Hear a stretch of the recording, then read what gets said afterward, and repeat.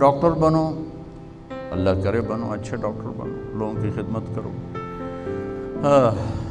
ڈاکٹری تو بہت عظیم پیشہ ہے، صرف کسی کو پوچھنے چلے جاؤ نا، پوچھنے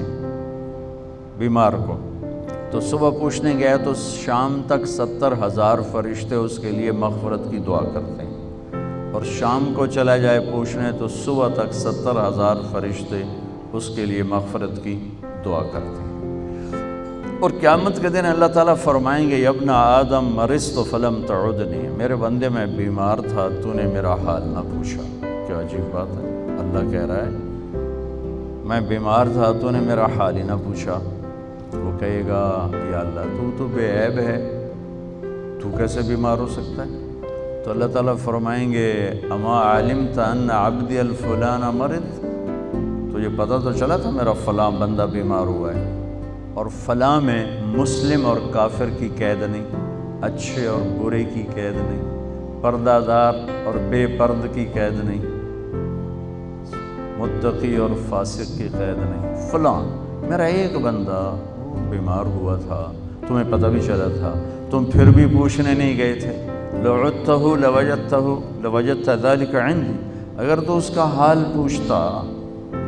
تو یہ ایسا تھا جیسے تو نے میرا ہی حال پوچھا۔ تو اس سے آپ اندازہ لگائیں جب کسی کا علاج کر رہے ہیں اور کسی کے لیے آپ پریشان ہو رہے ہیں، اللہ اس کو صحت دے دے، شفا دے دے، تو کتنا اونچا مقام ہوگا، بشرطے کہ آپ اغوا نہ ہو جائیں میڈیکل ریپس کے ہاتھوں، تو کتنی زبردست خدمت آپ کر سکتے ہیں۔ میں ابھی کینیڈا تھا تو پاکستان کے ایک ڈاکٹر ہیں وہاں، تو ان سے بات ہو رہی تھی، تو ان کے سامنے ایک ایسی چھوٹی سی پینسل پڑی تھی،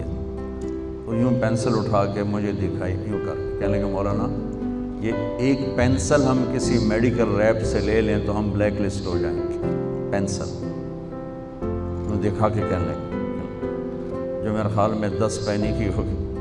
زیادہ زیادہ 50 کے، اگر یہ ایک پینسل ہم کسی میڈیکل ریپ سے لے لیں تو ہم بلیک لسٹ ہو جائیں گے۔ تو خیر بہرحال برائیوں کو ذکر نہیں کرنا چاہیے، اچھائیوں کو ہی کرنا چاہیے۔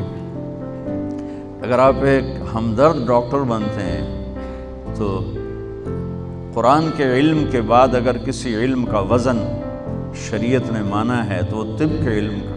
اس لیے میرے نبی کی پوری طب پر میرے نبی کے فرمان ہیں جن کو علامہ ذہبی نے بھی اکٹھا کیا اور ابن القیم نے بھی اکٹھا کیا۔ تو میں آج صرف یہ بتانا چاہتا ہوں میرے بچوں، اپنی بنیاد پہ کیسے آنا ہے یہ سیکھتے ہوئے ڈاکٹر بنو، ورنہ تم ڈاکٹر کم ہوگے تاجر زیادہ ہوگے۔ تاجر کون ہوتا ہے؟ جو مال اکٹھا کرنے کا شوق رکھتا ہو،